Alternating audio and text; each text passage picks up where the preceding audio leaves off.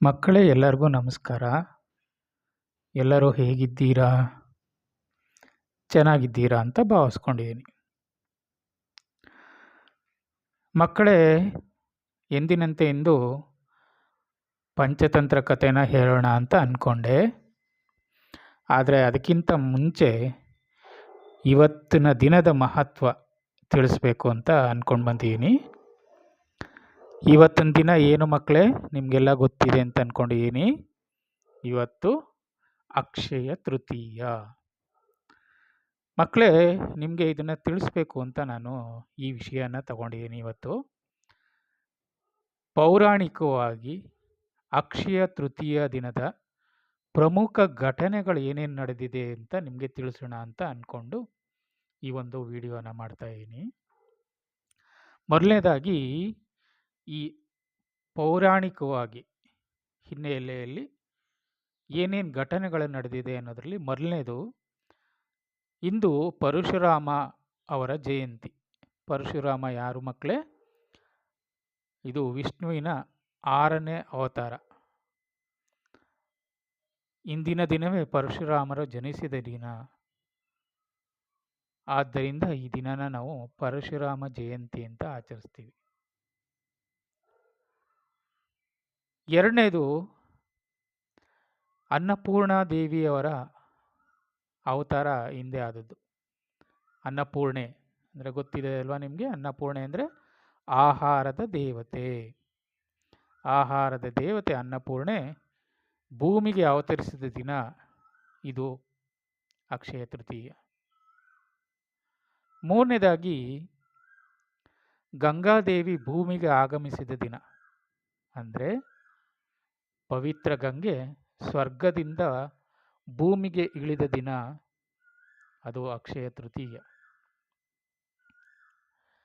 ನಾಲ್ಕನೇದು, ವೇದವ್ಯಾಸರು ಹಾಗೂ ಗಣೇಶರು ಅಂದರೆ ಗಣಪತಿಯ ಸಹಕಾರದಲ್ಲಿ ಮಹಾಭಾರತ ಪುರಾಣವನ್ನು ರಚಿಸಲು ಪ್ರಾರಂಭಿಸಿದ ದಿನ.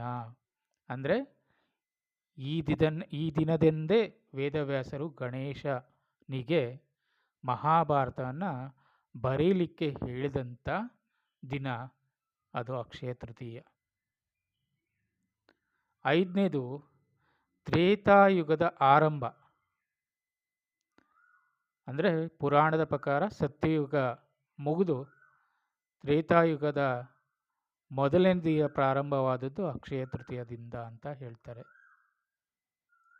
ಆರನೇದು, ಶ್ರೀಕೃಷ್ಣ ಹಾಗೂ ಸುಧಾಮರ ಭೇಟಿಯಾದ ದಿನ ಅಕ್ಷಯ ತೃತೀಯ. ಅಂದರೆ ತನ್ನ ಸ್ನೇಹಿತನಾದ ಸುಧಾಮನು ಕೃಷ್ಣನನ್ನು ಭೇಟಿ ಮಾಡಿದ ದಿನ. ನಿಮಗೆ ಗೊತ್ತಿದೆ ಅಂದ್ಕೊಂಡಿದ್ದೀನಿ. ಕೃಷ್ಣನ ಹತ್ರ ಸುಧಾಮ ಬಂದು ತಾನು ತಂದಿದ್ದ ಅವಲಕ್ಕಿಯನ್ನು ಕೊಟ್ಟು, ಅವನೇನು ಸ್ನೇಹಿತರಲ್ಲಿ ಕೇಳಬೇಕು ಅಂದ್ಕೊಂಡಿರ್ತಾನೆ, ಅದೇನೂ ಕೇಳದೆ ಮನೆಗೆ ಹೋದಾಗ ಮನೆಯೆಲ್ಲ ಐಶ್ವರ್ಯದಿಂದ ತುಂಬಿರುತ್ತೆ, ದೊಡ್ಡ ಮನೆ ಆಗಿರುತ್ತೆ. ಹಾಗೆ ಅವನ ಹೆಂಡತಿ ಮಕ್ಕಳೆಲ್ಲ ಒಡವೆ ವಸ್ತ್ರಗಳನ್ನೆಲ್ಲ ಹಾಕ್ಕೊಂಡಿರ್ತಾರೆ. ಈ ರೀತಿಯಾಗಿ ಕೃಷ್ಣನ ಒಂದು ಕೃಪಾ ಕಟಾಕ್ಷದಿಂದ ಸುಧಾಮನ ಒಂದು ಜೀವನ ಬದಲಾದ ದಿನ ಅಕ್ಷಯ ತೃತೀಯ. ಏಳನೇದಾಗಿ, ಅಕ್ಷಯ ಪಾತ್ರೆ. ಇದು ಪಾಂಡವರಿಗೆ ಸೂರ್ಯ ದೇವರಿಂದ ದೊರೆತ ದಿನ. ಅಕ್ಷಯ ಪಾತ್ರೆ ಅಂದರೆ ಆ ಪಾತ್ರೆಯಲ್ಲಿ ಏನೇ ಹಾಕಿದ್ರೂ ಒಂದು ಅಗಳಿದ್ರೂ ಮತ್ತೆ ಅದು ಸಂಪೂರ್ಣ ಪಾತ್ರೆಯಲ್ಲಿ ಅದು ಆಹಾರವಾಗಿ ಅನ್ನವಾಗಿ ಪರಿವರ್ತನೆ ಆಗುವಂಥ ಪಾತ್ರೆ, ಅದು ಅಕ್ಷಯ ಪಾತ್ರೆ. ಆ ಅಕ್ಷಯ ಪಾತ್ರೆಯನ್ನು ಸೂರ್ಯ ದೇವರು ವನವಾಸದಲ್ಲಿದ್ದಂಥ ಪಾಂಡವರಿಗೆ ಕೊಟ್ಟಂಥ ದಿನ ಅಕ್ಷಯ ತೃತೀಯ. ಹಾಗೆ ಎಂಟನೇದಾಗಿ, ಕುಬೇರನಿಗೆ ಸಂಪತ್ತು ದೊರೆತ ದಿನ. ಅಂದರೆ ಕುಬೇರ ಅಂದರೆ ಗೊತ್ತಿದೆ ಅಲ್ವಾ? ಸಾಹುಕಾರ ಅಂತ ಕುಬೇರ ಅಂತ ಕರೀತಾರೆ.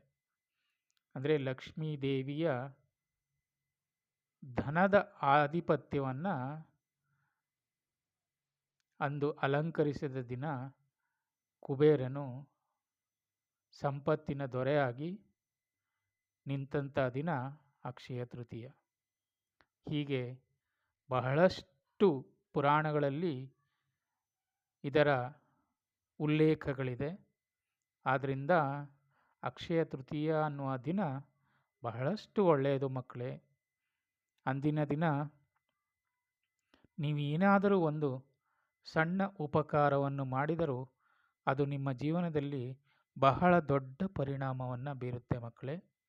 ಆದ್ದರಿಂದ ಅಕ್ಷಯ ತೃತೀಯದಂದು ಏನಾದರೂ ಒಂದು ನಿಮ್ಮ ಕೈಲಾಗುವಂತಹದ್ದು ಏನಾದರೂ ಒಂದು ಸಹಾಯವನ್ನು ನೀವು ಅಥವಾ ಸೇವೆಯನ್ನು ನೀವು ಯಾರಿಗೆ ಬೇಕೋ ಅಂಥವರಿಗೆ ಮಾಡಿದ್ರೆ ನಿಮ್ಮ ಜನ್ಮ ಸಾರ್ಥಕವಾಗುತ್ತೆ ಮಕ್ಕಳೇ. ಆದ್ದರಿಂದ ಅಕ್ಷಯ ತೃತೀಯನ್ನು ಎಂದೂ ನೆನಪಲ್ಲಿಟ್ಕೊಳ್ಳಿ.